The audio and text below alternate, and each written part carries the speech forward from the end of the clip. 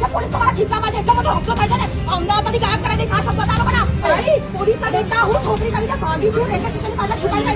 100 નંબરની ગાડીમાં માણસ સેફ નથી તો કઈ જગ્યા સેફ છે? મારામારી થતી હતી ભાઈ. એ લોકો મારતા હતા, એમની પાસે મોટા મોટા પેલું હતું શું કહેવાય લાકડા સળિયા જે પેલું હોર્ડિંગ હોય ને એ બધું કાઢી નોર્મલ લોકોને મારવા માંડ્યા, બૂમા બૂમ કરે, ગાળો બોલવા માંડ્યા.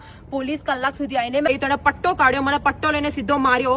આ જોઈને મેં બૂમો પાડી એટલે મારો ભાઈ અને મારા પપ્પા આયા તો એને મોટો ત્યાંથી પેવર લીધો, મારા ભાઈના માથે માર્યો, એને લોહી લુવાણ કરી દીધો. પછી મારા પપ્પા આયા, એને અહીંયા બધે નખોરિયા ભર્યા. પછી મેં એલિસ બ્રિજ પોલીસ સ્ટેશનને ફોન કર્યો તો એલિસ બ્રિજ પોલીસ વાળા આયા. 2 કલાક સુધી તો પહેલા એ લોકો આયા નહીં, પછી આયા એટલે એ લોકોએ પોલીસ ના દેખતા મારામારી ચાલુ કરી. ખુલ્લા છરા લઈને દોડ્યા, ખુલ્લા છરા અમદાવાદમાં. ઉત્તર પ્રદેશની વાત નથી થઈ રહી. હું આ બધા જોડે દોડી, એમાંથી 2-3 ભાઈઓએ મારી મદદ કરીને મને રેલવે સ્ટેશનની પાછળ સંતાડી દીધી કે બેન તમે અહીંયા રહી જાઓ, તમે અત્યારે સેફ નથી. પછી મેં મારા પપ્પાને ફોન કર્યો, હું આ લોકોની 10 જણની પ્રોટેક્શનમાં છાના મના ફોર્ચ્યુન હોટલ પાસે પહોંચી.